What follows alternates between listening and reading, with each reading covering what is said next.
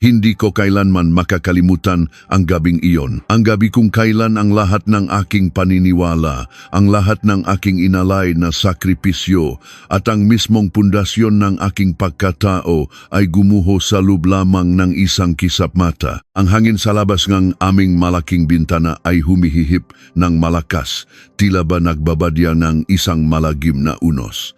Ang buong mansyon ay nababalot ng isang nakakabinging katahimikan. Ang aking biyanang babae, si Senyora Carmen, at ang aking asawang si Julian ay masayang nakiempake kaninang umaga patungo sa kanilang marangyang bakasyon sa Maga-Islan ng Palawan. Naiwan akong mag-isa sa malawak at tila abandonadong bahay na ito. Ang tanging dahilan ay upang alagaan ang aking biyanang lalaki, si Don Roberto, na ilang taon na ring nakaratay sa kanyang kama, hindi makapagsalita at hindi makagalaw dahil sa sinasabing malalang sakit. Bago sila umalis, nakatayo si Senyora Carmen sa may pintuan na gawa sa matibay na kahoy ng nara. Tiningnan niya ako mula ulo hanggang paa. Ang kanyang mamata ay walang nikatiting na init, tila ba tumitingin sa isang dumi na nakakapit sa kanyang sapatos. Binikas niya ang bawat salita ng mabagal at mariin, sinasabing huwag na huwag akong makakamali sa pag-alaga sa kanyang asawa. Binalaan niya ako na kapag may nangyaring masama sa matanda habang sila ay wala, titiyakin niyang ako ang mananagot at hindi ako makakatakas sa kanyang galit. Nakatayo lamang sa kanyang likuran si Julian. Ang lalaking pinangakuan kong pag-ibig sa harap ng altar ay hindi man lang tumingin sa aking mamata. Sinabi lamang niya na huwag kong isipin na ang pagpapaywan ko sa bahay ay isang pagkakataon upang magbulakbol dahil ito ay aking responsibilidad bilang nakikitira sa kanilang pamamahay. Matapos iyon, umalis sila. Naiwan akong nakatayo sa malamig na sahig, hawak ang basang bimpo na ginagamit ko sa pagpupunas sa matanda. Walang nagtanong kung pagod na ba ako. Walang nagtanong kung kaya ko bang mag-isa. Kinagabihan, ginawa ko ang aking nakasanayang gawain. Pinunasan ko ang sugat ni Don Roberto sa kanyang likod. Tahimik lamang siyang nakahiga. Ang kanyang mata ay nakatitik sa kisame. Minsan ay nakakarinig akong mahinang daing mula sa kanya. Maggatuno na pumipiga sa aking puso dahil alam ko ang pakiramdam ng maging walang laban. Inayos ko ang kanyang kumot at mahinang bumulong na magpahinga na siya at babantayan ko siya. Hindi ko alam kung naiintindihan niya ako, ngunit ginagawa ko iyon gabi-gabi. Ang gabi ay mabilis na lumalim. Nakahiga ako sa lumang sopa sa sala, hindi makatulog ng maayos. Bawat kaluskos ng dahon sa labas, bawat pagikot ng hangin ay nagpapakabas sa akin. Natatakot ako na baka biglang tumigil ang pahinga ni Don Roberto at ako ang sisihin nila. Bandang madaling araw, nagising ako mula sa isang mababaw na panaginip. May narinig akong kakaibang tunog. Isang mahinang kaluskos, tila ba may kahoy na nakikiskisan. Bumilis ang tibok ng aking puso. Nanggagaling ang tunog sa kwarto ng aking biyenan. Dali-dali akong bumangon. Halos hindi lumalapat ang aking mapaa sa sahig sa pagmamadali. Nanginginig ang aking makamay nang hawakan ko ang busol ng pinto. Dahan-dahan ko itong binuksan. Natatakot sa kung ano ang aking madadatnan. Ngunit nang tuluyang bumukas ang pinto, tila tumigil ang pag-ikot ng mundo. Nakita ko si Don Roberto. Ang matandang lalaking ilang taon nang hindi makagalaw, ang lalaking kailangan pang subuan at punasan dahil paralisado ang buong katawan, ay nakaupo ng tuwid sa kanyang kama. Ang kanyang huluhot ay diretsong-diretso. Ang kanyang dalawang kamay ay mahigpit na nakakapit sa gilid ng kutson. At ang kanyang mata, ang mamatang dati ay malabo at punong kalungkutan. Ngayon ay gising na gising, matalim, at nakatitig ng diretso sa akin. Nanigas ako sa aking kinatatayuan. Gusto kong sumigaw ngunit walang lumalabas na tunog mula sa aking lalamunan. Pautal-utal kong tinanong kung nakakabangon na siya. Hindi siya agad sumagot. Tinitigan niya lamang ako. Ang kanyang tingin ay tila tumatagos sa aking kaluluwa. Itinaas niya ang kanyang kamay at sumunyas na isara ko ang pinto at huwag akong gagawang ng ingay. Tumayo ang mga balahibo ko sa batok, isinara ko ang pinto at humakbang palapit sa kanya. Bawat hakbang ay tila napakabigat. Nang makalapit ako, nagsalita siya. Ang kanyang boses ay malalim at paos, marahil dahil sa tagal ng panahong hindi niya ito ginagamit. Ngunit ang bawat salita ay malinaw. Sinabi niyang hindi siya totoong paralisado. Ang nasalitang iyon ay parang isang malakas na sampal na nagpagising sa akin. Paanong hindi siya paralisado? Umabot siya sa ilalim ng kanyang unan at naglabas ng isang makapal na bungkos ng mapapel na nakatupi ng maayos. Sa kanyang nanginginig ngunit may lakas na mga kamay, inabot niya ito sa akin. Nang buklatin ko ito, nanlaki ang aking mga mata. Isa itong dokumento ng paglilipat ng yaman, mga titulo ng malalawak na lupain at halagang umabot sa daan-daang milyong piso. Tumingala ako sa kanya, nalilito at natatakot. Bago pa ako makapagtanong, nagsalita siyang muli. Ibinilin niya sa akin ang lahat. Sinabi niyang sa loob ng bahay na iyon, ako lamang ang nagpakita sa kanya ng totoong pagmamalasakit. At pagkatapos ay binitiwan niya ang pinakamasakit na katotohanan. Ang asawa ko, ang biyenan ko, ang mga taong tinuring kong pamilya, sila ang dahilan kung bakit siya nakaganito. Sila ang unti-unting lumalason sa kanya. Nabingi ako. Wala akong marinig kundi ang malakas na kabok ng aking dibdib. Ang lalaking pinakasalan ko, ang ina na tinuring kong pangalawang magulang, mga mamatay tao, gusto kong sabihin na baka nakakamali lamang siya, baka epekto lamang ito ng kanyang matagal na pagkakahiga. Ngunit ang pagiging seryoso ng kanyang mukha at ang bigat ng mga dokumento sa aking makamay ay nagpapatunay na hindi ito isang panaginip. Kung totoo ang lahat ng ito, ano ang naging buhay ko sa mga nakalipas na taon? Sino ang lalaking natutulog sa tabi ko gabi-gabi? Bumalik ang aking isipan sa nakaraan. Ako si Elena, lumaki ako sa isang maliit na bayan kung saan ang pangunahing hanapbuhay ay ang pagtatanim. Ang aking ama ay isang magsasaka at ang aking ina ay isang mananahi. Hindi kami nakakaluwag sa buhay. Ngunit pinalaki nila ako ng may takot sa Diyos at may malinis na konsensya. Laging sinasabi ng aking ina na kahit wala kaming pera, ang aming dangal ay hindi kailanman mabibili ng sinuman. Nakapagtapos akong pag-aral sa tulong ng mga utang at sariling pagsisikap, nagtrabaho ako bilang isang tagapag-ingat ng pera sa isang maliit na tindahan. Maliit lamang ang sweldo, ngunit masaya ako dahil nakakatulong ako sa aking mamagulang. Nakilala ko si Julian sa isang pagtitipon ng mga makakaibigan. Siya ay ipinakilala sa akin ng isang malayong kamag-anak. Nang una ko siyang makita, napakalinis niya manamit. Ang kanyang buhok ay laging maayos, ang kanyang amoy ay mabango, at ang kanyang pananalita ay napakagalang. Noong una ay wala akong interes sa kanya dahil alam kong makaiba kaming mundo. Sila ay mayaman at ako ay isang hamak na manggagawa. Ngunit naging mapilit siya.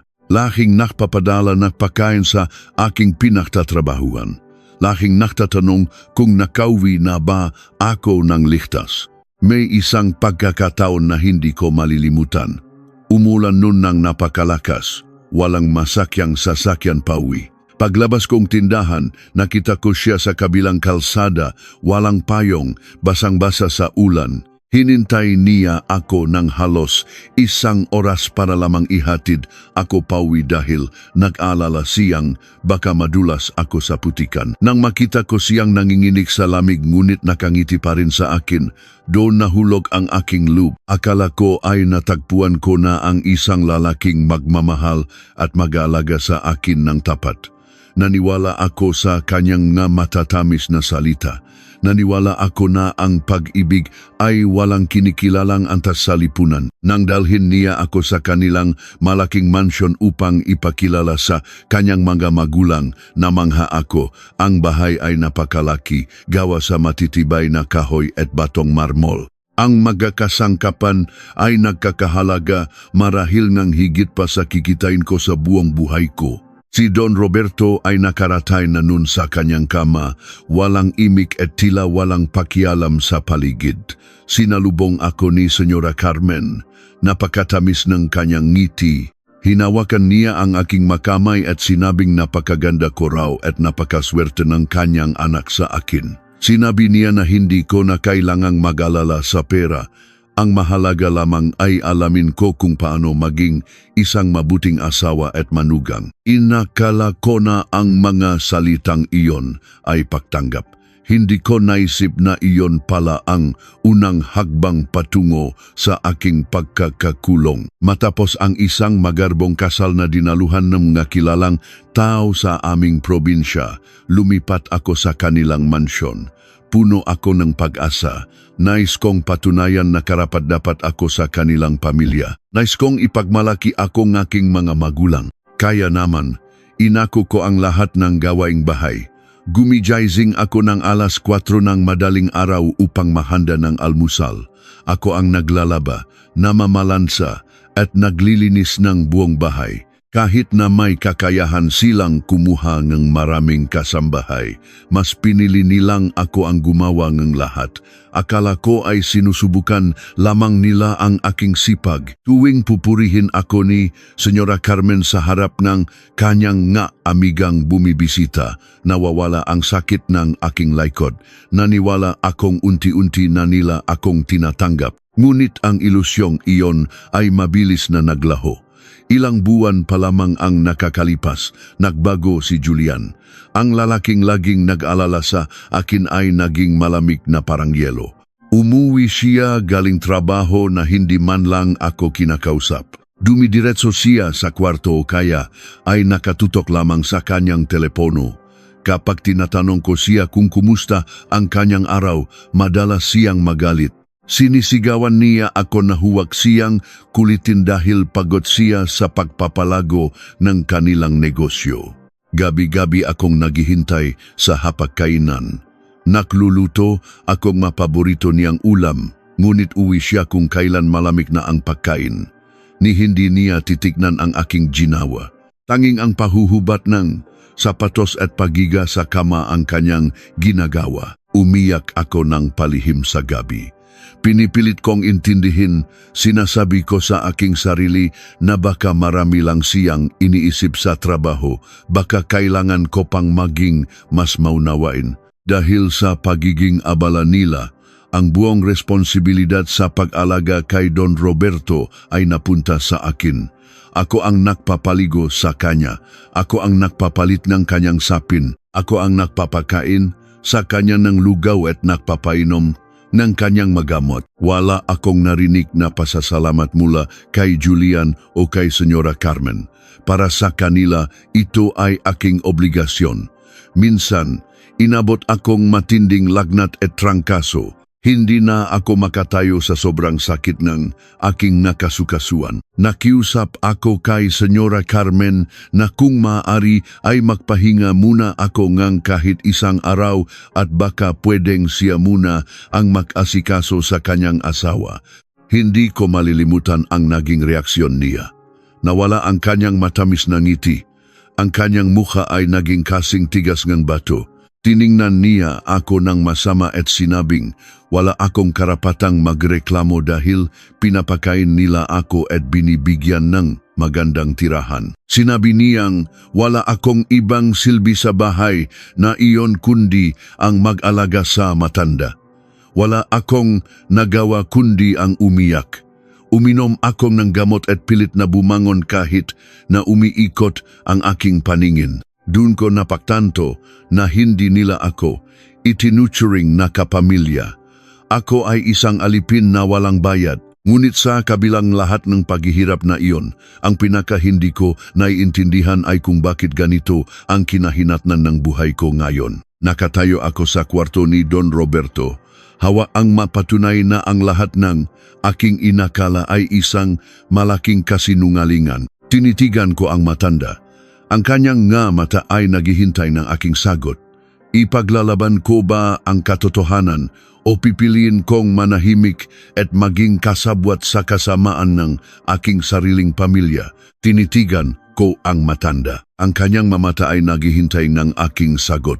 Ipaglalaban ko ba ang katotohanan o pipiliin kong manahimik at maging kasabwat sa kasamaan ng aking sariling pamilya? Sa sandaling iyon, hawak ang mga dokumentong nakakahalaga ng daan-daang milyong piso. Naramdaman ko ang isang kakaibang init na gumapang mula sa aking dibdib patungo sa buo kong katawan. Ang takot na bumabalot sa akin kanina ay unti-unting napalitan ng isang nag-apoy na galit. Galit sa sarili ko dahil naging napakabobo ko. Galit dahil hinayaan kong tapakan nila ang aking pagkatao at gawin akong alipin sa sarili kong pamamahay. At higit sa lahat, galit sa walang pusong pagtataksil ngang lalaking minahal ko ng tapat. Dahan-dahan akong tumango. Ibinaba ko ang madokumento sa ibabawong kanyang kumot at lumuhod sa gilid ng kanyang kama. Sinabi ko sa kanya na hindi ako papayag na manalo ang kasamaan sa bahay na ito. Hindi ko hahayaang mamatay siya sa kamay ng sarili niyang asawa at anak. At hindi ko rin hahayaang makulong ako sa isang krimeng hindi ko ginawa. Nakita ko ang pagbuntong hininga ni Don Roberto. Tila ba isang napakabigat na bato ang naalis sa kanyang dibdib nang marinig niya ang aking pangako. Sa mahinang ngunit mariing boses, sinimulan niyang ikwento ang kalbaryong pinagdaanan niya sa loob ng 4 na taon. Sinabi niya na noong una, akala niya ay simpleng pakapagod lamang ang nararamdaman niya. Ngunit napansin niya ang kakaibang pait sa kanyang mainuming kape at mga sabaw na inihahanda mismong ni Senyora Carmen. Tuwing pagkatapos niyang kumain, nakakaramdam siya ng matinding pagkahilo, pamamanhid ng magabinti at panlalabaw ng paningin. Isang gabi, nagising siyang hindi na may galawa ang kanyang kalahating katawan. Narinig niya ang pag-usap ng kanyang asawa at ng kanilang pinakakatiwalaang pampamilyang manggagamot. Pinag-uusapan nila ang unti-unting pagtaas ng dosis ng lason na inihahalo sa kanyang gamot. Ang lason na iyon ay sumisira sa kanyang ugat at nagpapabagsak sa kanyang resistensya upang magmukhang natural na sakit ang kanyang ikamamatay. Pumatak ang aking maluha habang nakikinig. Paanong nakaya nilang gawin iyon sa kanilang sariling dugo at laman? Ipinaliwanag ni Don Roberto na noong nalaman niya ang katotohanan, alam niyang hindi siya pwedeng magpakita ng anumang senyales na alam niya ang kanilang plano. Kapag nagalit siya o nagtangkang lumaban habang mahina pa ang kanyang katawan, tiyak na tatapusin nila agad ang kanyang buhay. Kaya pinili niyang magpanggap. Araw at gabi, tinitiis niya ang panganawit, ang pangangatingang katawan na hindi niya makamot, at ang pang-iinsulto ng sarili niyang anak. Pinag-aralan niya kung aling magamot ang lason at palihim niyang iniluluwa ang mga ito kapag nakatalikot na sila. Sa tulong ng isang dating tapat na hardinero na pinalayas din ni Senyora Carmen Calaunan, nakakuha siyang namga dokumento upang ilipat ang kanyang yaman sa isang tiwalang pondo na hindi kailanman magagalaw ng kanyang asawa at anak. Ngunit ang pinakamatinding ibinunyag niya ay ang dahilan ng pag-alis nina Julian at Senyora Carmen patungong Palawan. Sinabi ni Don Roberto na hindi sila umalis para magbakasyon. Umalis sila upang magkaroon ng matibay na palusot. Habang sila ay nasa malayo at nagpapakasaya kasama ang maraming saksi, may isang bayarang tao na papasok sa mansyon ngayong gabi upang tapusin ang trabaho. Isang tao na magtuturok ng huling lason sa kanyang ugat. At bukas ng umaga, kapag natagpuan na siyang malamig na bangkay, ako ang tanging nakasama niya sa bahay. Ako ang may hawak ng kanyang gamot. Ako ang ituturo nilang pumatay dahil sa di umano ay pagod at inis sa pag-aalaga. Nanginig ang buong laman ko sa narinig. Napakakapal ng kanilang mukha. Napakasama ng kanilang budi. Tinanong ko si Don Roberto kung ano ang dapat naming gawin. Tatawag ba ako ng autoridad? Sisigaw ba ako upang humingi ng saklolo sa mga kapitbahay? Umiling siya ng marahan. Sinabi niyang walang maniniwala sa isang hamak na manugang na katulad ko laban sa pinakamayaman at pinakamaimpluwensyang pamilya sa aming bayan.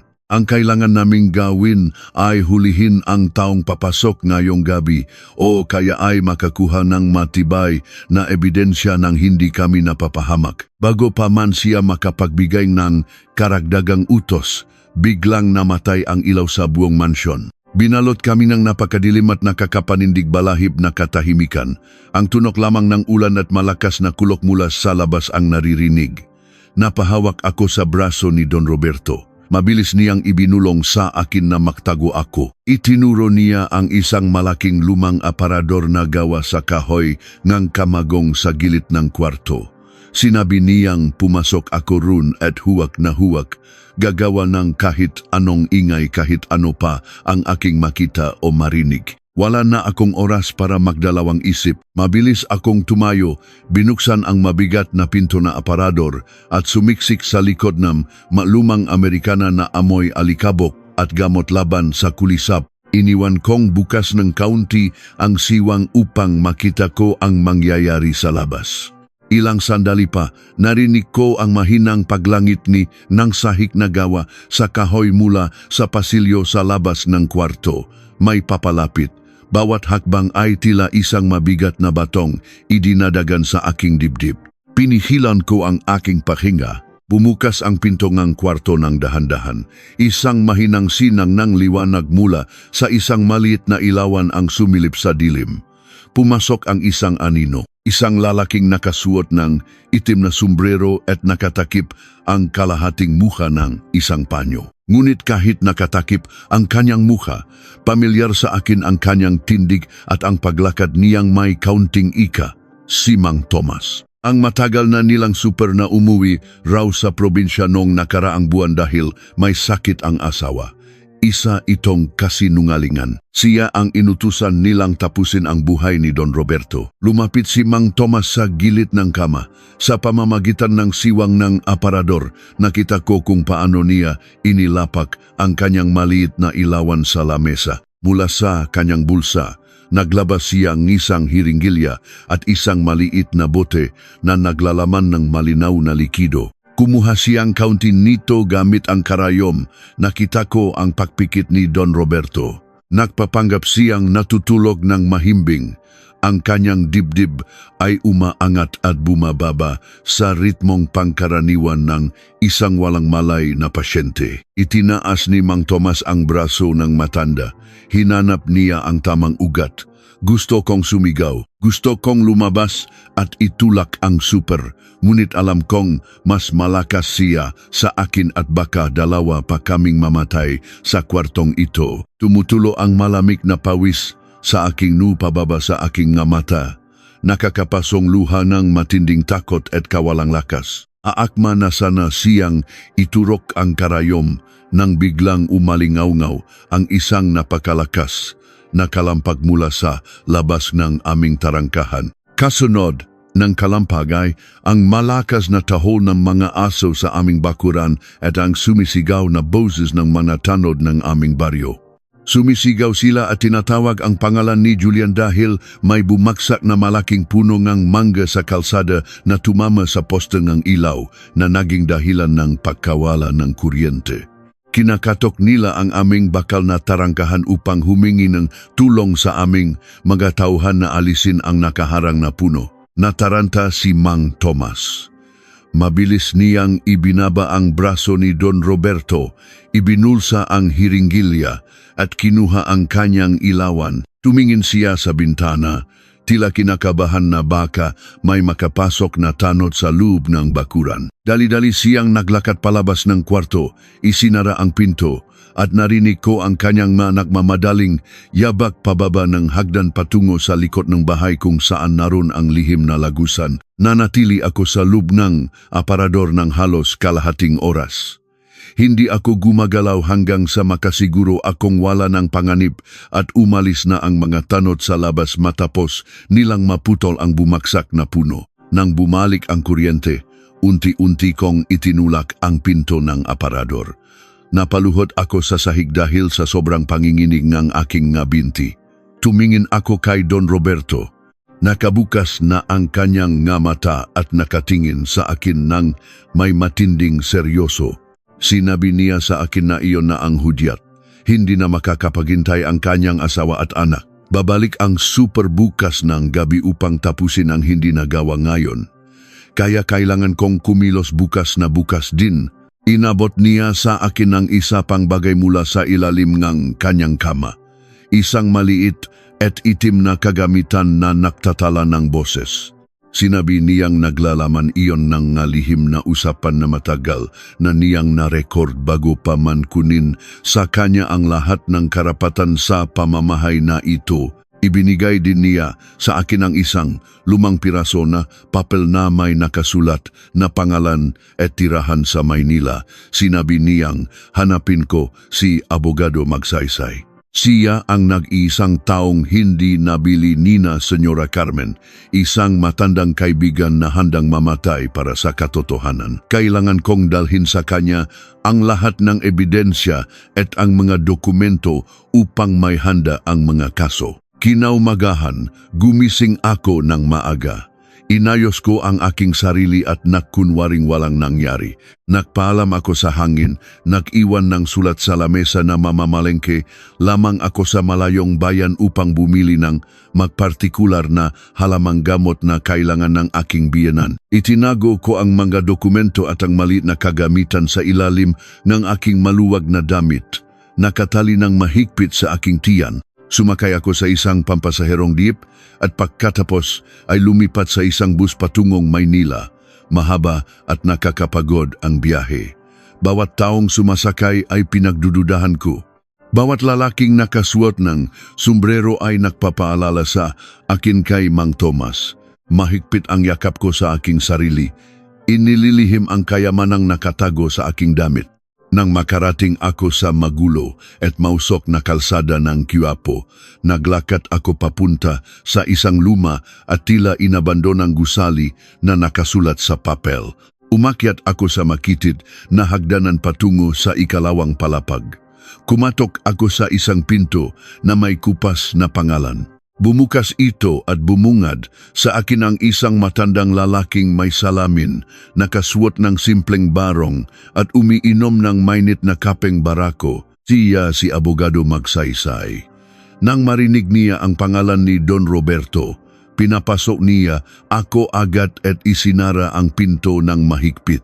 Ipinakita ko sa kanya ang lahat. Ang nga titulo, ang dokumento at ipinarinig ko ang nga naitalang usapan mula sa malit na kagamitan. Taimtim siyang nakinig. Ang kanyang panga ay nagigting sa matinding galit habang naririnig ang boses ni Senyora Carmen at Julian na nagbabalak ng masama. Matapos ang ilang minutong nakakabinging katahimikan, ibinabang ang abogado ang kanyang salamin. Tumingin siya sa akin na may halong awa at matinding pihati. Sinabi niya na handa siyang gawin ang lahat upang ibaksak ang mga taong iyon at papanagutin sila sa batas. Ngunit bago kami magpatuloy sa aming plano, may isang mahalagang bagay na kailangan kong malaman. Isang katotohanan na hindi kailanman nakarating sa aming maliit na bayan. Huminga siya ng malalim, sumandal sa kanyang upuan, at ibinunyag ang isang lihim na nagpatigil sa pagtibok ng aking puso. Tumingin siya sa aking mga mata at tinanong kung kailanman ba ay hindi ako nagtaka kung bakit napakabilis ng mga pangyayari, kung bakit ako ang pinili nilang ipasok sa kanilang mansyon na walang ganong pag-usisa sa aking pinagmulan. Bago pa ako makasagot, sinabi niya na hindi ako ang unang babaeng pinakasalan ni Julian. Mayroong isang babaeng nauna sa akin, isang inosenteng babae na dinala rin sa mansong iyon upang maging alipin. At alam ko ba kung anong nangyari sa unang asawang iyon nang matuklasan niya ang lihim ng pamilya? Napatikil ang paktibok na aking puso sa salitang binisiwan ni Abogado Magsaysay. Tila ba biglang naubos ang hangin sa loop ng malit at malikabok na kapahang iyon. Tinitigan ko siya. Umaasang babawiin niya ang kanyang sinabi. Umaasang sasabihin niyang nakakamali lamang siya o kaya ay sinusubukan lamang niya ang aking katatagan. Ngunit ang kanyang mata sa likod ng makapal na salamin ay nanatiling seryoso, malungkot at puno ng isang madilim na katotohanan. Isang unang asawa. Paanong nangyari iyon? Wala ni isang tao sa aming probinsya ang nakapagbanggit sa akin tungkol sa nakaraan ni Julian. Wala akong nakitang litrato sa buong mansyon, walang naiwang gamit sa mga aparador, walang kahit anong bakas na may ibang babaeng tumira sa malaking bahay na iyon bago ako dumating. Huminga ng malalim ang matandang abogado. Kinuha niya ang isang lumang folder mula sa kanyang itim na bag at binuksan ito sa aking harapan. May isang kupas na larawan ng isang babaeng nakangiti, may mahabang buhok at maamong mukha. Sinimulan niyang ikwento ang mapait na sinapit ni Rosa. Si Rosa ay isang dalagang mula sa malayong bayan sa probinsyang Leyte. Katulad ko, galing siya sa isang mahirap ngunit marangal na pamilya na ang tanging ikinabubuhay ay ang pangingisda at pagsasaka. Katulad ko, naniwala siya sa matatamis na salita, sa mga pangako ang pag-ibig at magandang kinabukasan na inialay ni Julian. At katulad ko, dinala siya sa malaking mansyon na iyon upang maging tagapag-alaga ni Don Roberto nang magsimulang manghina ang matanda. Ayon kay Abogado Magsaysay, matalino si Rosa. Hindi nagtagal ay napansin din niya ang mga kakaibang nangyayari sa loob ng bahay. Nakita niya ang pagmamalupit at pagiging sakim ni Senyora Carmen. Nakita niya ang unti-unting paglason sa pagkain at inumin ngang kanyang biyenan. Dahil sa malinis niyang konsensya at takot sa Diyos, sinubukan ni Rosa na humingi ng tulong. Nagtangkang tumakas si Rosa upang pumunta sa mga autoridad sa bayan. Ngunit bago pa man siya makalapit sa himpilan ng pulisya, naunahan na siya ni Julian. Ginamit nila ang kanilang kayamanan at kapangyarihan upang baliktarin ang sitwasyon. Inakusahan si Rosa ng pagnanakaw ng mamahaling alahas na minanapa raw ng pamilya, pati na ng malaking halaga ng salapi mula sa kahadiyero ni Senyora Carmen. Dahil walang kakayahang kumuha ng magaling na abogado at walang makapangyarihang kamag-anak na magtatanggol sa kanya sa korte, madaling nadigdig si Rosa, ikinulong ang kawaawang babae. Ngunit ang pinakanakakapangilabot sa lahat ng ikinwento ng abogado ay ang nangyari ilang buwan matapos makulong si Rosa. Nagkaroon umano na isang malaking sunok sa pasilidad na pinaklalakyan sa kanya. Isang sunok na sinasabing nakmula sa sirang kablo ng kuryente. Maraming nakaligtas, ngunit si Rosa ay natakpang sunok na sunok sa loob ang kanyang selda. Walang malalimang pagsisiyasat na naganap. Walang nagtanong, madaling natabunan ang kaso dahil sa pera at impluensya ng pamilya ni Julian. Matapos ang 3 taon, naganap sila ng panibagong biktima na walang kalaban-laban, walang boses, mahirap at madaling takutin o itapon.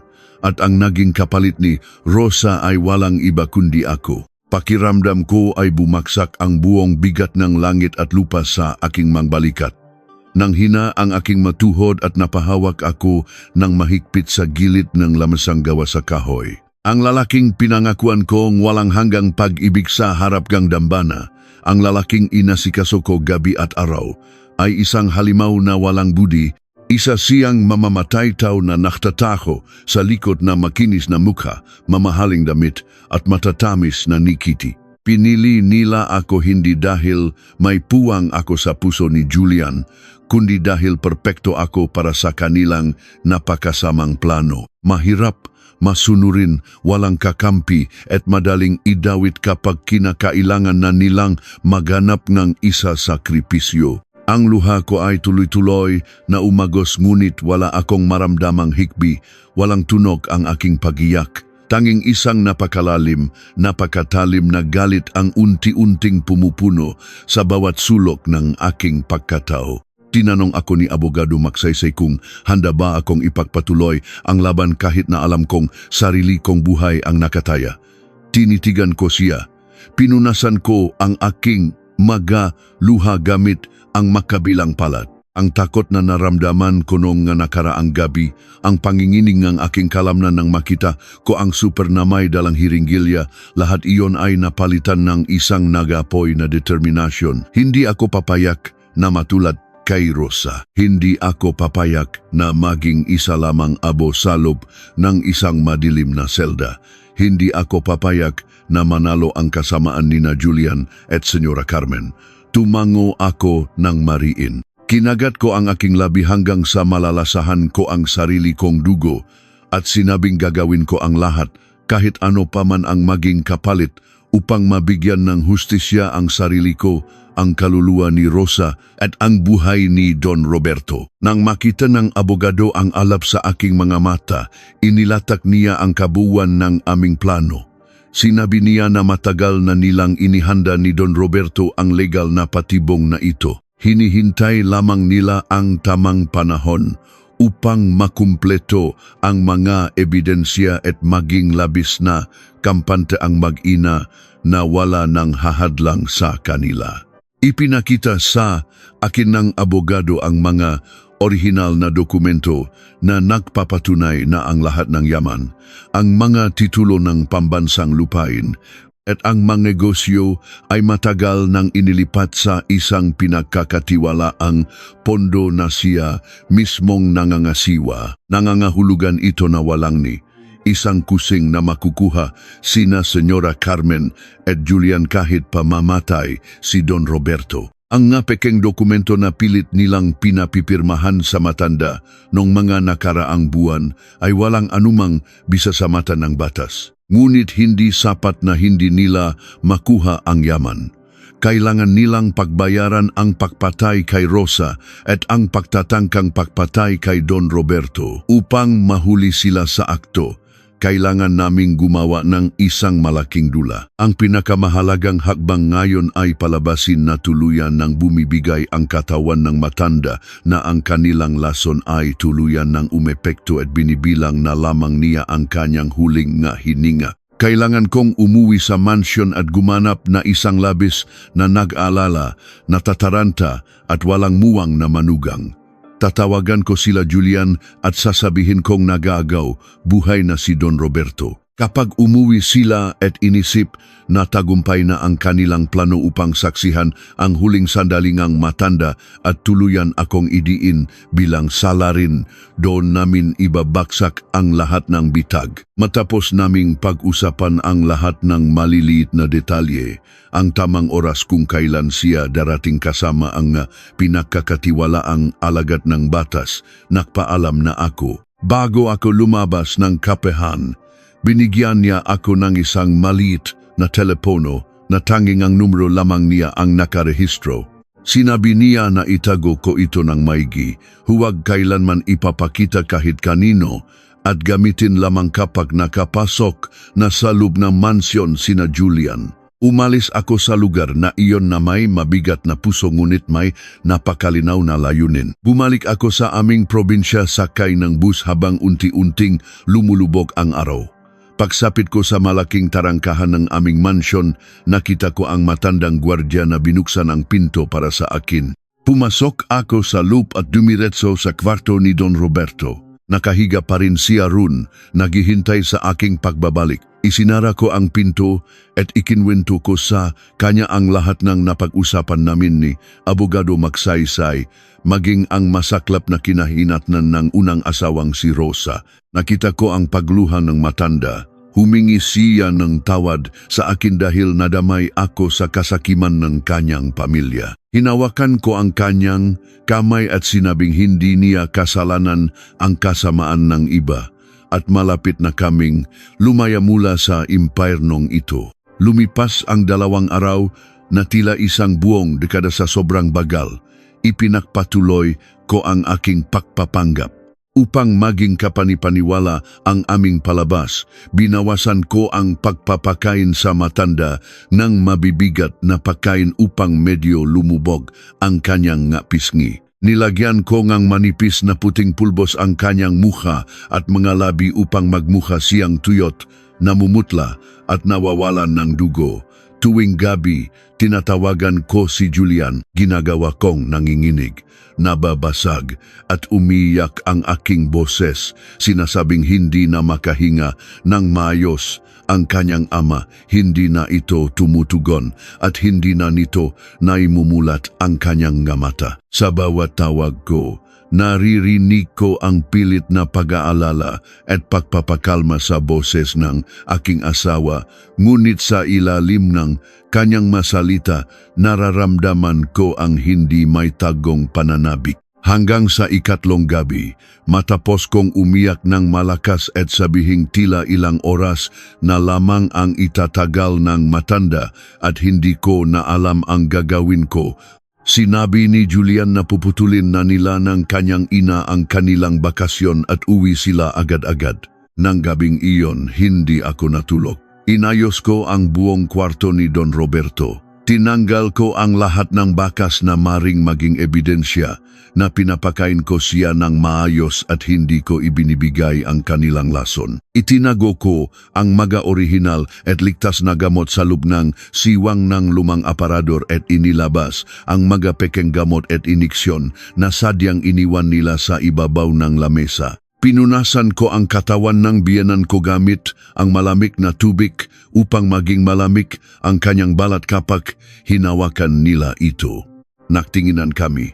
Parehong nakakaalam na ang susunod na mangyayari ay maring maging katapusan ng lahat o simula ng aming kalayaan. 3:00 ng madaling araw, sa kalagitnaan ng isang malakas na pagbuhos ng ulan at pagampas ng hangin sa mga puno sa labas, narinig ko ang malakas na pagbukas ng aming tarangkahan.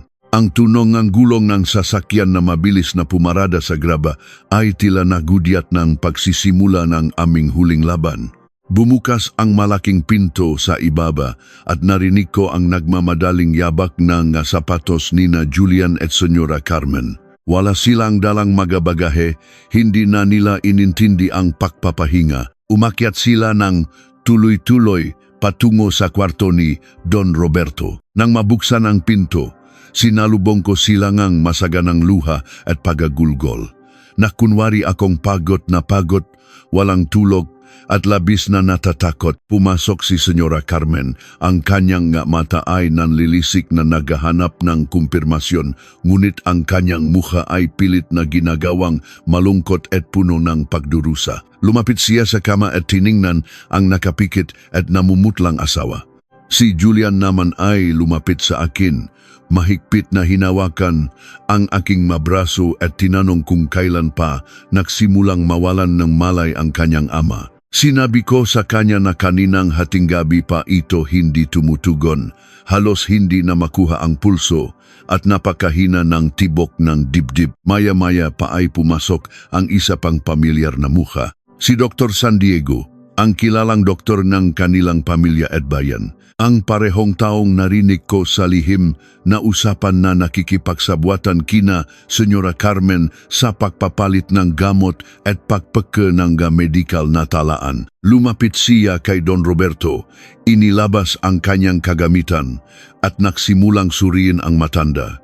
Nakatinginan sina Senyora Carmen at Julian habang ginagawa itong doktor. Ang katahimikan sa kwarto ay napakabigat, dinadaig pa ang tunog ng kulok sa labas. Tila ba naghihintay ang lahat sa pagbaba ng huling hatol. Matapos ang ilang minutong pagsusuri, lumingon si Dr. San Diego kina Senyora Carmen. Ibinaba niya ang kanyang kagamitan, tinanggal ang kanyang salamin at umiling ng mabagal. Sinabi niyang wala na silang magagawa na ang mga organo ng matanda ay tuluyan ng bumigay dahil sa matinding komplikasyon ng kanyang mahabang sakit. Sinabi niya na kailangan na nilang maghanda para sa pinakamasama at maaari na siyang mag-iwan ng paunang lakda sa katibayan ng pagkamatay anumang oras mula ngayon upang hindi na humaba pa ang paghihirap ng pamilya at maproseso agad ang burol. Nang marinig iyon, umarte si Senyora Carmen na nahihilo at tuluyang bumaksak sa mga braso ni Julian. Umiyak siya ng napakalakas, isang kasuklam-suklam na pag-arte na nagpamalas sa akin kung gaano siya kahusay manlinlang ng tao maging sa harap ng Diyos. Si Julian ay yumakap sa kanyang ina at nakunwari ring nagpupunas ng luha gamit ang kanyang panyo. Ngunit sa isang iglap, nang lumingon si Julian sa akin at inakalang hindi ko napapansin, nakita ko ang isang mabilis, malamig at demonyong ngiti sa kanyang malabi. Isang ngiti na tagumpay na nakuha na niya ang lahat ng kanyang inaasam. Ngunit hindi pa doon nagtatapos ang lahat. Biglang tumayo si Senyora Carmen mula sa pagkakayakap ng kanyang anak. Pinunasan niya ang kanyang ngapekeng luha at lumapit sa maliit na lamesa kung saan nakalagay ang ngapitsel ng tubig at mga baso. Nagbuhos siyang malamig na tubig sa isang baso. Nakatalikod siya sa akin. Ngunit nakita ko sa refleksyon ng salamin ng bintana na naglabas siya ng isang maliit na puting pildoras mula sa bulsa ng kanyang mamahaling bestida at inihulog ito sa loob ng baso. Hinintay niyang matunaw iyon bago siya humarap. Lumapit siya sa akin. Hawak ang baso ng malinaw na tubig. Ang kanyang matamis na boses na unang sumalubong sa akin noong una akong tumuntong sa mansyong ito ay bumalik. Tila ba puno na habag at labis na pag-aalala bilang isang ina. Sinabi niya na alam niyang pagod na pagod ako sa ilang araw na pagpupuyat at pag-alaga sa kanyang asawa. Sinabi niya na napakalaking ang utang na loob nila sa aking sakripisyo. Ngayon na narito na sila, dapat daw ay magpahinga na ako.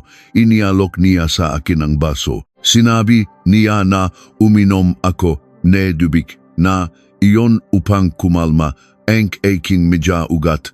Mapavi ang panunuyo ne aking lalamunan dahil sa pagiyak at makapagpahinga ang aking isip habang inaasikaso nila ang mga susunod na gagawin para sa bangkay ni Don Roberto. Pilit niyang inilalapit ang baso sa aking malabi.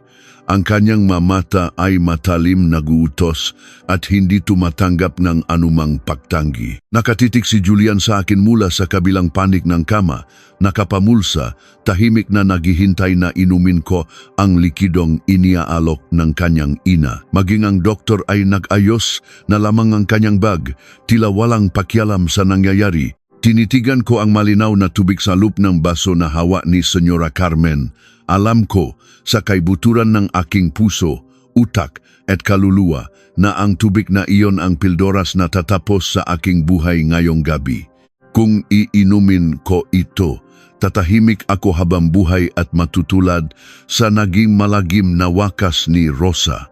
Ngunit kung tatanggihan ko ito at ipapakitang alam ko ang nilalaman ng baso, mabubunyag ang aking pagpapanggap bago pa man dumating si abogado magsaysay at ang mga pulis. Mahuhuli nila akong buhay at tiyak na papatayin nila kaming dalawa ni Don Roberto ng walang kalaban-laban sa mismong kwartong ito.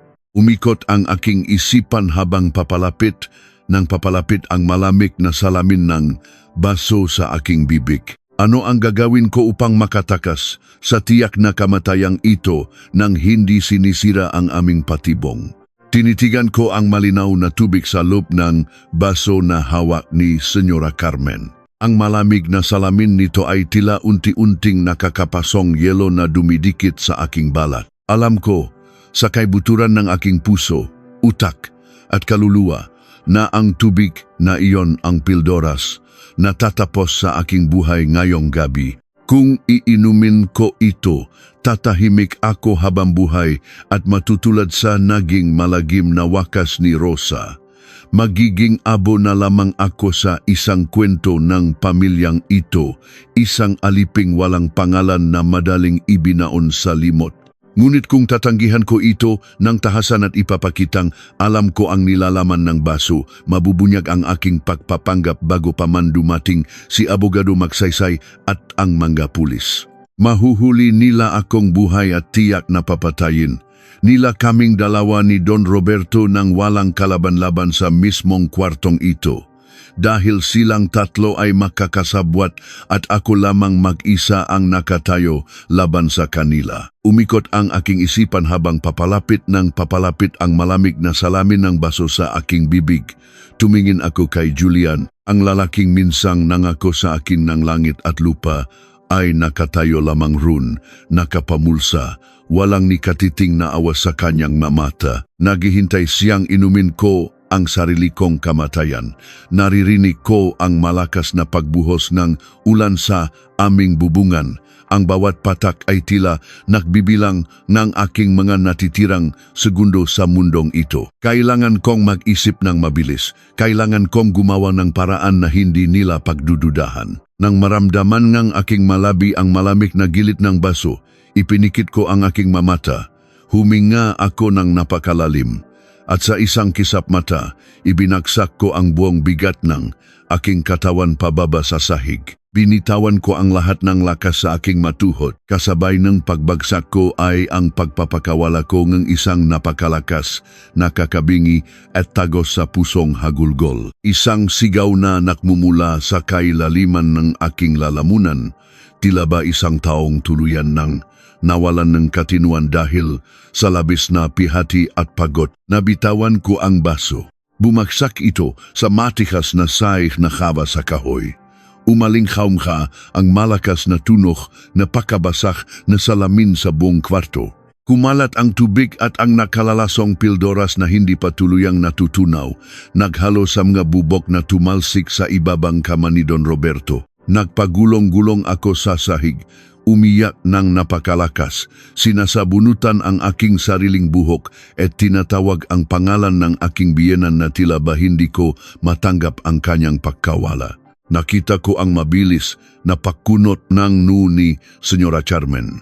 Ang kanyang mukha ay namula sa matinding inis at galit. Kumislap ang matinding puot sa kanyang mata dahil nasira ang kanyang perpektong plano na painumin ako ng lason. Narinig ko ang kanyang mahinang pagmumura sa hangin, isang malutong na sumpa na halos ibulong lamang niya sa kanyang sarili. Humakbang si Julian palapit.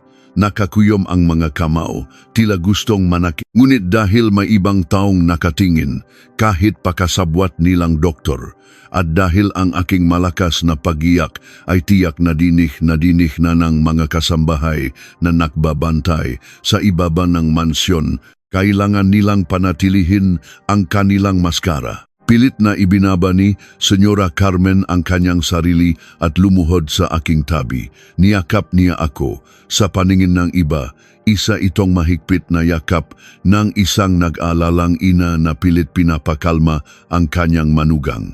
Ngunit ang ang kanyang matutulis na kuko, ay bumaon ng napakalalim sa aking balikat. Halos ibaon niya ito sa aking laman sa sobrang panggigigil. Ibinulong niya sa aking tainga gamit ang boses na tila ahas na sumasagitsit na tumahimik ako at huwag gumawa ng eksena dahil nakakahiya sa doktor. Patuloy lamang ako sa pag-iyak. Nagpupumiglas ng kaunti. Nagpapanggap na hindi ko naririnig ang kanyang banta dahil sa labis na kalungkutan. Nakahinga ako ng maluwag sa aking isipan. Nakaligtas ako sa unang patibong ng kamatayan. Tumayo si Senyora Carmen at inutusan si Julian na dalhin ako sa isang lumang upuan sa sulok ng kwarto upang makapagpahinga. Hinawakan ni Julian ang aking braso ng napakahigpit. Halos pilipitin niya ito pataas at kinalatkat ako papunta sa sulok. Napaupo ako roon, patuloy na tinatakpan ang aking mukha ang aking ngapalad, humihikbi at nanginginig. Ngunit sa pagitan ng aking madaliri, maingat kong pinagmamasdan ang bawat galaw nila. Bumalik ang atensyon ng tatlo kay Don Roberto.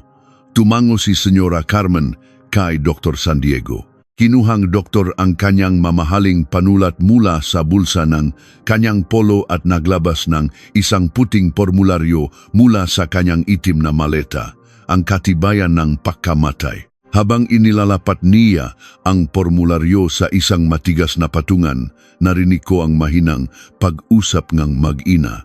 Sinabi ni Julian na kailangan nilang ilakad agad ang mga papeles ng pagmamana kinabukasan din. Kailangan daw nilang makuha ang autorisasyon sa bangko bago pa man dumami ang mga kamag-anak na makikilamay at makikilam sa kanilang mga maywang yaman. Pinag-usapan nila ang pera habang ang katawan na haligi ng kanilang tahanan ay nasa kanilang harapan. Ang tanging nasa isip nila sa oras ng pihati ay kung paano nila bubuksan ang mga kahadiyero at angkasin ang bawat sentimong naiwan nito. Walang ni isang luhang pumatak mula sa kanilang mga mata nang hindi sila nakaharap sa akin. Ang pananabik sa kanilang mga boses ay nagpapatunay na matagal na nilang pinaglawayan ang araw na ito. Aakma na sanang idikit ng doktor ang dulo ng kanyang panulat sa papel upang tuluyang ideklarang patay na si Don Roberto. Ang kanyang pirma ang magiging huling selyo sa kanilang kasamaan. Ngunit bago pa man dumampi ang tinta sa papel, narinig namin ang mamabibigat at sunod-sunod na yabag mula sa labas ng mansyon. Kasunod nito ay ang malakas na pagtahol ng maaso, hindi ito ordinaryong kaluskos. Tila ba may isang buong hukbo na pumasok sa loob ng aming bakuran. Ang ingay ngam nga sapatos na tumatapa sa basang semento at nagmamadaling umaakyat sa aming malapat na hagdan ng kahoy ay nagdulot ng kakaibang takot sa mukha ni na Julian at Senyora Carmen. Nakatinginan silang dalawa, hindi maintindihan kung ano ang nangyayari. Nabitawan ni Dr. San Diego ang kanyang panulat. Bumukas ng napakalakas ang pinto ng kwarto. Walang kumatok, walang nagpasintabi. Pumasok si abogado magsaysay. Basang-basa ang kanyang payong na inilapag niya sa gilid ng pinto. Ang kanyang mukha ay kasing tigas ng bato at ang kanyang mga mata sa likod ng salamin ay hindi kakikitaan ng anumang takot o pag-aalinlangan. May dala siyang isang makapal na itim na maleta na naglalaman ng lahat ng ebidensya at dokumento. At sa kanyang likuran, pumasok ang tatlong lalaking matipuno na naka-uniforme ngang alagad ng batas. Ang kanilang nga presensya ay tila sumipsip sa lahat ng hangin sa loob ng silid. Natigilan ang lahat. Tumayo ng tuwid si Senyora Carmen. Ang kanyang kamay ay napahawak sa kanyang dibdib sa labis na gulat. Kumunot ang noo ni Julian at galit na humakbang palapit sa abogado. Tinanong niya sa malakas at mayabang na boses kung sino ito at anong karapatan nitong pumasok sa kanilang pamamahay sa kalagitnaan ng gabi at sa oras ng kanilang pagluluksa. Sinigawan niya ang pulis na lumabas agad dahil isa itong pribadong usapin ng kanilang pamilya at wala silang bitbit na papel upang manghimasok. Sumingit din si Senyora Carmen. Tumataas ang boses at nagbabanta na ipapahuli niya ang nga pangahas na pumasok sa kanilang kwarto dahil kilala niya ang alkalde ng bayan. Hindi na tinag si abogado magsaysay. Tiningnan niya lamang ang magina mula ulo hanggang paa, isang tingin na puno ngang matinding pagkasuklam at pandidiri. Mahinahon ngunit mariin siyang nagsalita. Umalingaw-ngaw ang kanyang boses sa apat na sulok ng kwarto. Sinabi niya na narito siya bilang opisyal na tagapamahala ng lahat ng yaman, lupain at pondo ng pamilya. Sinabi niyang walang sinuman ang may karapatang pirmahan ang anumang dokumento, kahit pa ang katibayan ng pagkamatay, nang wala ang kanyang pagsusuri at pahintulot. Lalo pang nagalit si Julian. Namula ang kanyang mukha sa tindingang put. Itinuro niya ang kama kung saan nakahiga ang kanyang ama. Isinumbat niya ng napakalakas na siya ang kaisa-isang anak at ang kaisa-isang legal na tagapagmana ng lahat ng narito. Sumigaw siya na wala nang pakialam ang sinumang abogado at lalong wala nang bisa ang anumang lumang dokumento dahil patay na ang kanyang ama at sa kanya na mapupunta ang lahat ng kapangyarihan. Ngunit ang mapakmataas na salitang iyon ni Julian ang mismong bumasag sa lahat ng kasinungalingan sa gabing iyon. Bago pa man makasagot ang abogado, bago pa man makalapit ang mga alagad ng batas upang pigilan ang pagwawala ni Julian, isang pamilyar at paus na boses ang umalingaw-ngaw mula sa likuran nila. Isang boses na akala nila ay tuluyan na nilang pinatahimik sa tulong ng lason. Sinabi ng boses na iyon, sino ang nagsabing patay na ako? Lahat ay napalingon. Ang oras ay tila huminto sa pag-ikot. Ang aking biyanang babae ay napasinghap ng napakalakas. Ang kanyang nga kamay ay automatikong tumakip sa kanyang bibig, hindi makahinga. Si Julian ay namutla na tila nawalan ng lahat ng dugo sa kanyang katawan. Ang kanyang mamata ay halos lumabas sa pagkakadilat, hindi makapaniwala sa kanyang nakikita. Maging si Dr. San Diego ay napaurong. Nanginginig ang binti at tumama ang kanyang likod sa malamig na pader ng kwarto. Doon, sa ibabaw ng malaking kama, dahan-dahang itinula ni Don Roberto ang puting kumot na nakapatong sa kanya. Ipinatong niya ang kanyang nga kamay sa kutson at, gamit ang sariling lakas, na inakala ng lahat na matagal nang nawala at ninakaw ng sakit, umupo siya ng tuwid. Ang kanyang mamata ay hindi na mamata ng isang matandang may sakit na nagagaw buhay, kundi mamata ng isang amang nagising mula sa katotohanan na ang sarili niyang dugo at laman ng maahas na tumukla. Buhay na buhay siya at nakatingin ng tuwid sa kaluluwa ng kanyang mga traidor na kapamilya. Paano haharapin ng mag-ina ang pagbangon ng lalaking inakala nilang matagumpay na nilang pinatay?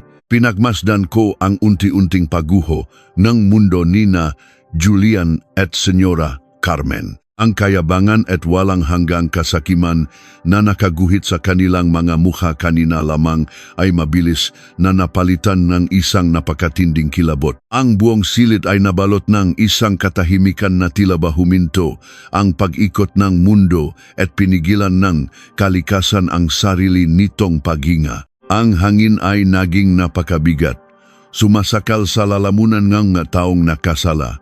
Nakatingin lamang si Don Roberto sa kanyang asawa at anak. Ang kanyang mamata, na sa lupin maraming taon ay nakmakaawa para sa kaunting kalinga at pagmamahal, ngayon ay naglalabas en naglalagablap na apoy na hustisya. Buhay ako, inulit ng matanda. Ang kanyang boses ay paos, ngunit unti-unting lumalakas. Bawat salita ay tila matalim na punyal na tumatagos sa maitim na kaluluwa ng mga traidor sa kanyang harapan. Buhay ako upang saksihan kung paano ninyo ibinenta ang inyong nga budi sa demonyo para lamang sa pera. Pinakain ko kayo, dinamitan ng mamahaling sutla, binigyan ng karangyaan at kapangyarihan sa bayang ito, ngunit lason at kamatayan ang isinukli ninyo sa akin. Napasandal si Senyora Carmen sa malamig na pader ng kwarto. Ang kanyang panga ay nanginginig ng matindi, hindi makabuo ng kahit isang salita upang ipagtanggol ang kanyang sarili. Ang kanyang matuhot ay tuluyan nang nawalan ng lakas kaya, napalugmok siya sa sahig na gawa sa kahoy. Si Julian naman ay napaluhod.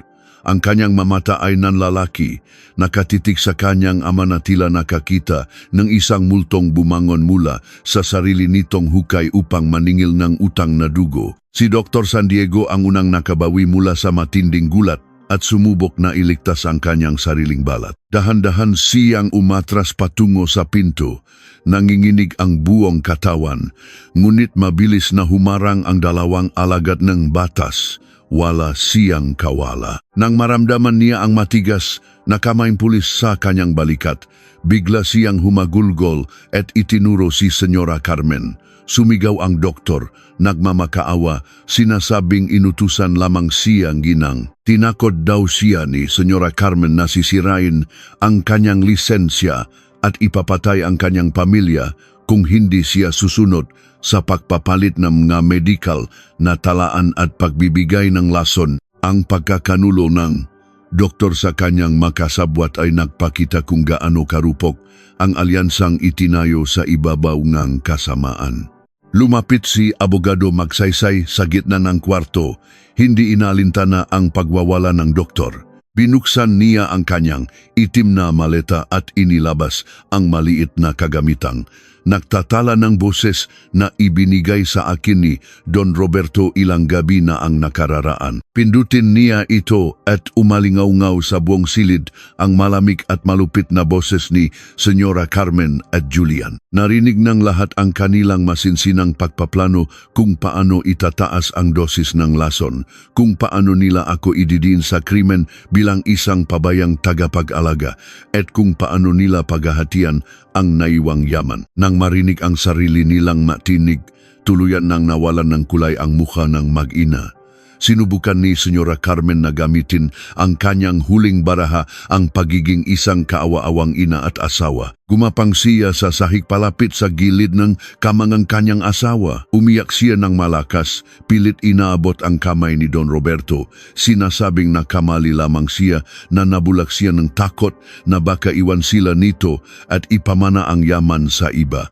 Nagmakaawa siya na bigyan siyang isa pang pagkakataon alang-alang sa mga taon ng kanilang pagsasama.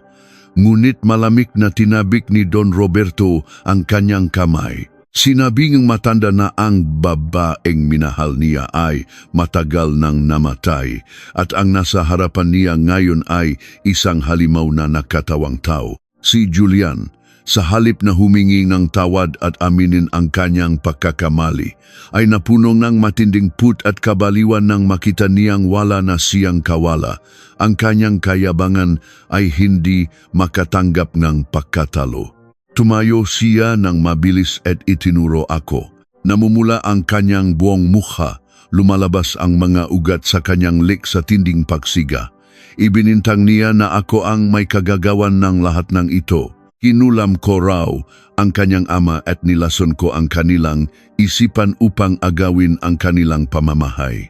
Sugurin sana niya ako upang sakalin ang kanyang kuko ay nakahanda ng bumaon sa aking lig. Ngunit mabilis siyang idinapang mga pulis sa sahig. Ipinulupot nila ang kanyang braso sa kanyang likuran at ipinusas ang kanyang kamay. Rinig na rinig ko ang malamig na tunog ng bakal na pumulupot sa kanyang mapulso. Nagpupumiglas siya tulad ng isang hayop na nakorner sa patibong. Isinisigaw ang aking pangalan ng may halong sumpa. Sa gitnang ng nakakabinging kaguluhang iyon, itinaas ni Abogado Magsaysay ang kanyang kamay upang patahimikin ang lahat. Ang kanyang presensya ay nag-utos ng matinding paggalang. Sinabi niya na ang pagtatangkang pagpatay kay Don Roberto at ang pamamekeng ng mapampublikong dokumento ay isa lamang sa mapatong-patong na kasong haharapin ng mag-ina. May isang kasalanan pa silang dapat pagbayaran, isang kasalanang mas mabigat at may bahid ng dugong ng isang inosente. Inilabas ng abogado ang isang lumang karpeta mula sa kanyang maleta. Sa loob nito ay may isang luma at naninilaw na tala-arawan na pag-aari ng isang taong matagal na nilang ibinaon sa limot upang paktakpan ang kanilang karumal-dumal na lihim. Tumingin ang abogado kay Julian na nakasubsob sa sahig at patuloy na humihingal. Sinabi ni Abogado Magsaysay na bago nangyari ang kahina-hinalang sunok sa selda, nakaramdam ng panganib si Rosa. Bago siya tuluyang pinatahimik, nakapagpadala siyang ng isang lihim na sulat at kanyang personal na tala-arawan sa isang pinakakatiwalaang madre sa kumbento ng kanilang bayan sa Leyte. Sa loob ng tala-arawang iyon, nakasulat ng detalyado ang pangalan ng mataong binayaran ni Julian, ang oras ng kanyang lihim na pagbisita sa kulungan at ang pananakot na ginawa ng pamilyang ito upang pilitin siyang umamin sa kasalanang hindi niya ginawa. Ang maasalita ni Rosa na isinulat gamit ang sarili niyang luha at dugo ay muling nabuhay upang humingi ng hustisya. Sinabi nga abogado na ang ebidensyang ito ay sapat na upang matiyak na mabubulok si Julian sa madilim na rehas ng kulungan habang buhay. Nanlaki ang mamata ni Julian. Ang kanyang pagpupumiglas ay unti-unting humina hanggang sa tuluyan siyang nanigas sa sahig. Ang katotohanang hindi niya napatay ang lahat ng ebidensya ay tuluyang sumira sa kanyang natitirang pag-asa. Ngunit hindi pa roon natatapos ang inihandang pasabog ng matandang abogado. Ang gabingang paniningil ay hindi pa ganap na kumpleto. Tumingin si Abogado Magsaysay patungo sa nakabukas na pinto ng kwarto. Nakatingin siya sa madilim na pasilyo ng ikalawang palapag.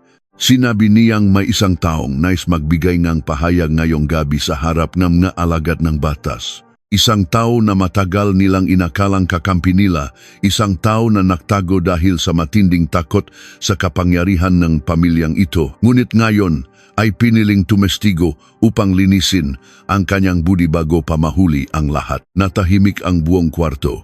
Ang tanging naririnig lamang ay ang malakas na pagbuhos ng ulan sa labas ng bintana. At mula sa kadiliman ng pasilyo, narinig namin ang mabagal, maingat at mabibigat na yabag ng mga sapatos na papalapit sa aming kwarto. Bawat hakbang ay tila kabaong na isinasara para kina Julian at Senyora Carmen. Sino ang taong naglalakat sa dilim na ito na magiging huling pako sa kanilang kalbaryo? Mula sa madilim na pasilyo ng ikalawang palapag, dahan-dahang lumitaw ang isang figura. Ang bawat pagakbang ng kanyang nalumang sapatos sa sahig na kahoy ay umaling-aungaw sa buong silid. Sinasabayan ng malakas na pagkulog sa labas ng bintana. Basang-basa siya sa ulan, ang kanyang nga balikat ay nakabaksak. At ang kanyang mukha ay nilalamon ng matinding pagod at walang hanggang pagsisisi. Nang tuluyang tumama ang liwanag ng kwarto sa kanyang mukha, halos huminto ang pagtibo ng puso ni Senyora Carmen. Siya si Mang Tomas, ang kanilang pinakakatiwalaang super, ang mismong lalaking inutusan nilang pumasok noong isang gabi upang iturok ang huling lason sa ugat ni Don Roberto.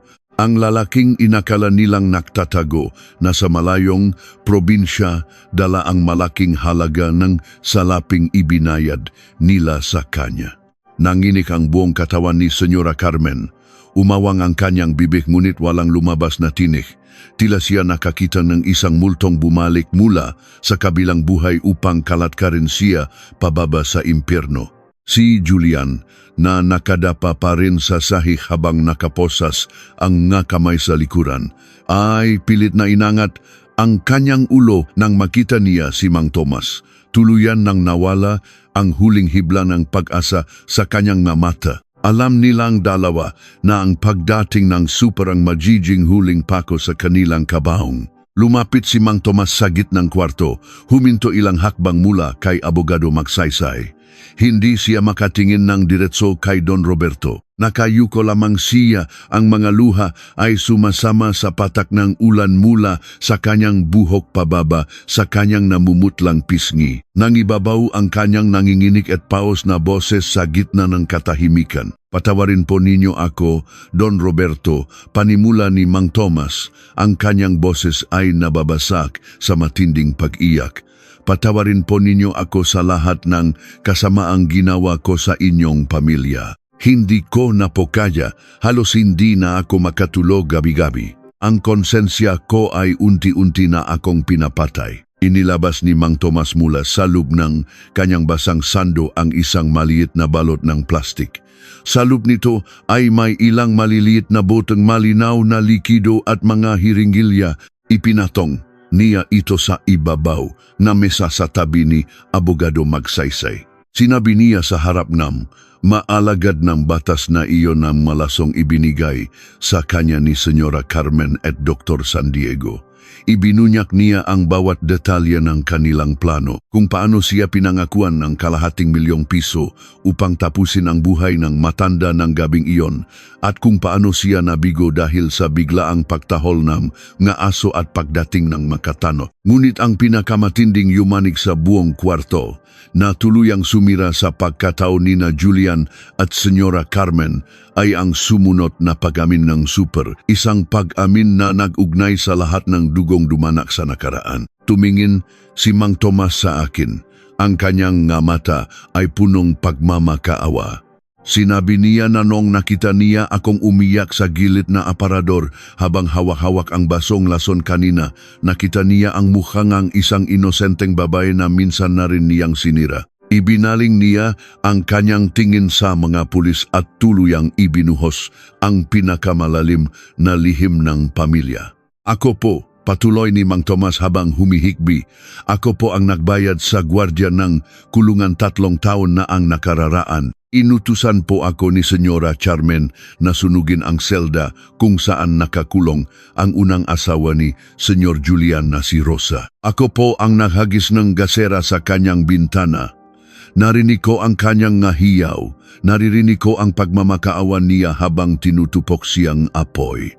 At ang mahiyaw na iyon ay sumusumpa sa akin hanggang ngayon. Nakasakit ang asawa ko, namatay ang anak ko, lahat ng ito ay parusa ng langit dahil sa mga demonyong inutusan ako. Isang nakakabinging katahimikan ang bumalot sa buong mansyon. Ang bigat ng kanyang masalita ay tila bumaksak sa aming lahat. Napahawak ako sa aking dibdib. Ang kwento ni Rosa na nalaman ko lamang mula kay Abogado Magsaysay ay nagkaroon ng malagim na muka at hugis.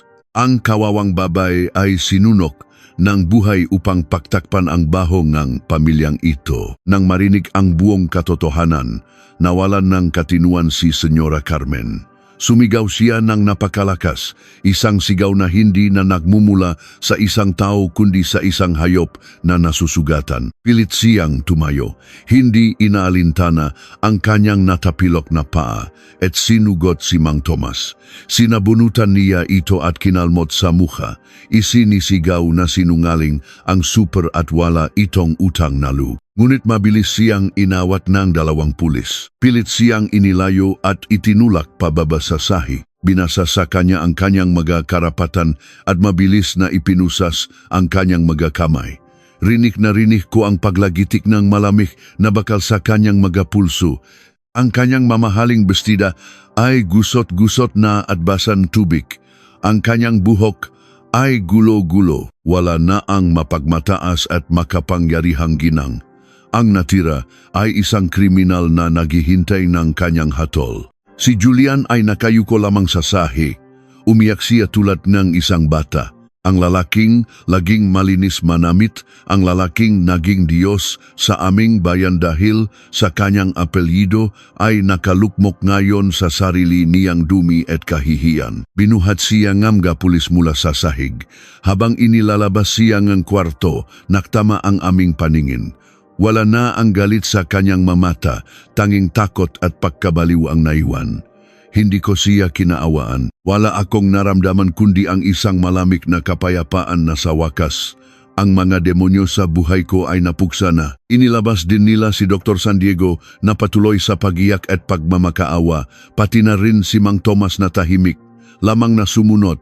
Tanggap ang kaparusahan sa kanyang naging kasalanan. Pinalabas sila NG Mansion. Mula sa bintana, nakita ko kung paano nagipon ang mga kasambahay at mga tauhan sa aming bakuran na kukumahog sa ilalim ng ulan upang saksihan ang pagbagsa ng makapangyarihang pamilya.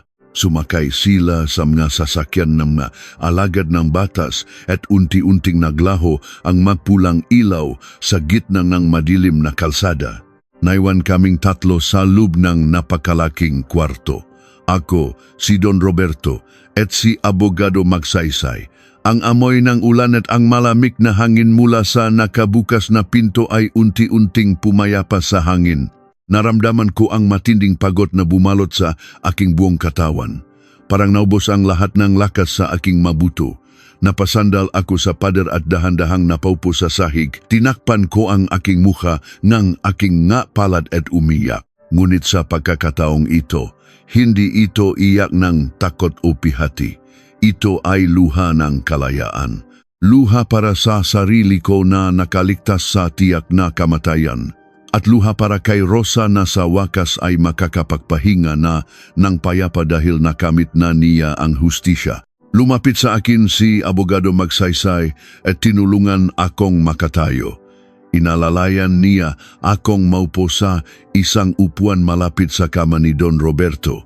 Ang matanda ay nakasandal sa kanyang naunan, pagod na pagod din ang mukha, ngunit may bakas ng matinding kaluwagan sa kanyang mata. Hinawakan niya ang aking kamay, ang kanyang dampi ay mainit at puno ng pasasalamat. Sinabi ni Don Roberto na kung hindi dahil sa aking katapangan at pagsasakripisyo, malamang ay makasama na sila ni Rosa sa kabilang buhay ngayon. Pinasalamatan niya ako dahil sa pagpili kong manindigan sa katotohanan kahit na alam kong buhay ko ang nakataya. Humingi siya ng tawad sa lahat ng naging pagkukulang niya at sa lahat ng paghihirap na dinanas ko sa ilalim ng pamumuno ng kanyang asawa at anak.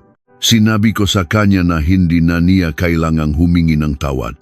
Ang mahalaga ay tapos na ang bangungot, tapos na ang pagpapanggap. Pwede na kaming mamuhay ng payapa at walang takot sa sarili naming pamamahay. Ngunit bago pa man ako tuluyang makahinga ng maluwag at isipin na maaari na akong bumalik sa aking simpleng buhay, nagbukas ang panibagong paksa si Abogado Magsaysay. Umayos siya ng tayo, inayos ang kanyang salamin at kumuha ng isa pang dokumento mula sa kanyang itim na maleta. Isang makapal na brown na sobre na may nakatatak na pulang selyo, tanda ng pagiging opisyal at mahigpit na pribado. Lumapit ang abogado sa aking harapan. Ang kanyang mukha ay bumalik sa pagiging seryoso at formal. Sinabi niya na ang pagpapakulong kina Julian at Senyora Carmen ay simula pa lamang ng magapagbabago. Bago pa man mangyari ang lahat ng kaguluhang ito, bago pa man dumating ang araw na babangon si Don Roberto, mayroong isang pinal na kasunduan na ginawa ang matanda sa ilalim ng proteksyon ng batas. Isang kasunduan na tumutukoy kung saan mapupunta ang bawat sentimo, bawat ektaryang ng lupa at bawat negosyong naiwan ng pamilya. Tiningnan ko si Don Roberto, nagtatanong ang aking mamata. Akala ko ay inilipat lamang nila sa isang tiwalang pondo ang lahat upang hindi makuha ng magina. Ngunit mayroong papalanggi, mas malalim na plano ang matanda. Inyabot sa akin ni Abogado Magsaysay ang makapal na sobre. Sinabi niya na ang lahat ng yaman ng pamilya ay hindi na mapupunta sa pamahalaan at hindi rin mananatili sa ilalim ng pangalan ni Don Roberto. Binuksan ko ang sobre nang nanginginig ang nakamay. Nang mabasa ko ang pangalan sa unang pahinang dokumento, nanlaki ang aking mata, ang lahat ng titulo, ang lahat ng pondo sa bangko, at ang mismong mansyong aming kinaroroonan ay formal na inilipat at ipinangalan sa isang tao. Sa akin, kay Elena. Napasigaw akong mahina. Ibinalik ko ang mapapeles sa lamesa at maring umiling. Sinabi ko kay Don Roberto na hindi ko ito matatanggap. Hindi ko ginawa ang lahat ng ito para sa pera. Tinulungan ko siya dahil iyon ang tama, dahil hindi ko kayang sikmurain ang pagpatay ng sariling pamilya. Ako ay isang simpleng probinsyana lamang, wala akong alam sa pagpapatakbo ng malalaking negosyo at lalong ayaw kong may masabing masama ang ibang tao na inagaw ko. Ang yaman ng kanilang pamilya, pagkatapos, mamay pakulong ang kanyang mag-ina. Ngunit pinigilan ako ni Don Roberto. Tiningnan niya ako ng napakalalim. Sinabi niya na wala siyang ibang kamag-anak na mapagkakatiwalaan. Ang kanyang asawa at anak ay naging mga demonyo dahil sa pera at ang kanyang nga pinsan ay tiyak na mag-agawan tulad ng mga buwitre kapag nalaman nilang wala siyang tagapagmana. Nakita niya ang aking malinis na puso. Nakita niya kung paano ko pinangalagaan ang aking dangal kahit inaalok ako nga baso nga lason. At para sa kanya, ako ang karapat-dapat na pumalit sa kanyang pwesto. Ngunit, nagpatuloy si Abogado Magsaysay, pinutol ang aking pagtanggi. Mayroong isang napakabigat na kondisyon bago mo tuluyang makuha ang ganap na karapatan sa lahat ng yamang ito.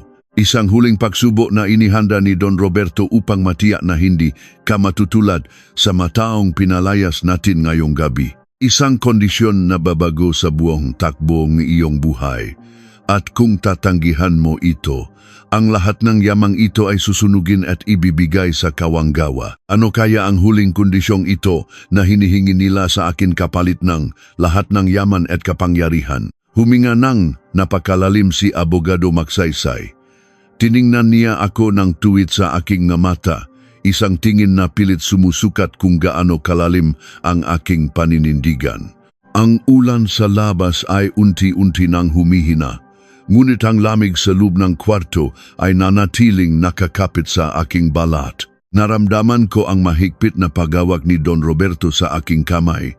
Tila ba nagpapadala ng lakas mula sa kanyang nanginginig na madaliri patungo sa aking katawan. Sinabi ngang matandang abogado na ang kondisyon upang tuluyan kong makuha ang ganap na karapatan sa lahat ng yaman ay hindi isang simpleng gawain. Hindi ko maaring ibenta ang maalupain, kunin ang masalapi sa bangko at tumakas patungo sa isang malayo at tahimik na lugar upang magtago. Kung tatanggapin ko ang kayamanang ito, kailangan kong manatili sa bayang ito. Kailangan kong harapin ang lipunang minsan ay humamak sa akin, ang matapobreng kamag-anak at ang mataong nakasaksi sa aking pagiging isang hamak na alipin. Ngunit ang pinakamabigat na bahagi ng kasunduan ay ang mismong mansyong aming kinaroroonan. Sinabi ni Abogado Magsaysay na nais ni Don Roberto na linisin ang pangalan ng kanilang pamilya na matagal nang nabahiran ng dugo at kasakiman.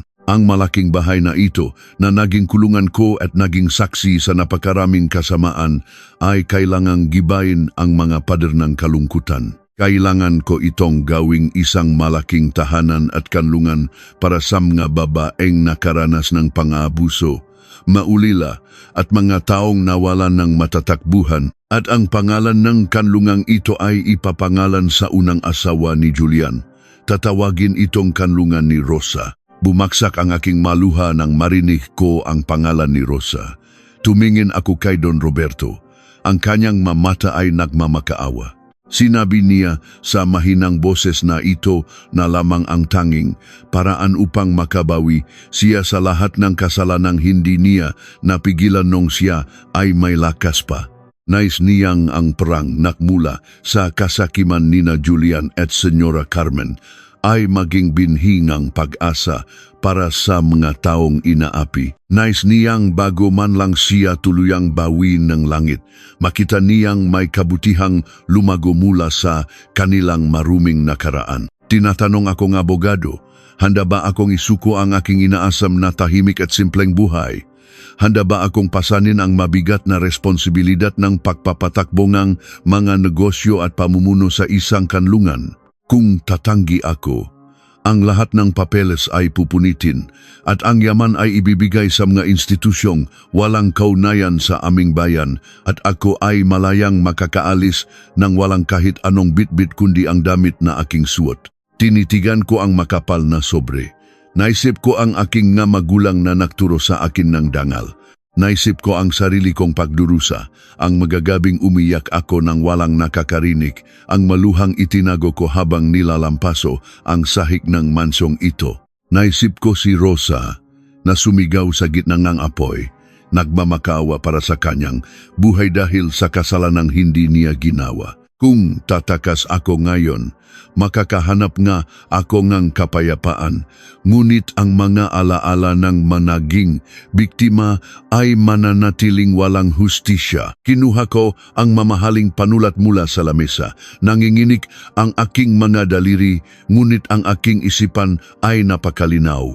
Tiningnan ko si Don Roberto, ngumiti ako ng tipid at pinirmahan ang lahat ng dokumento.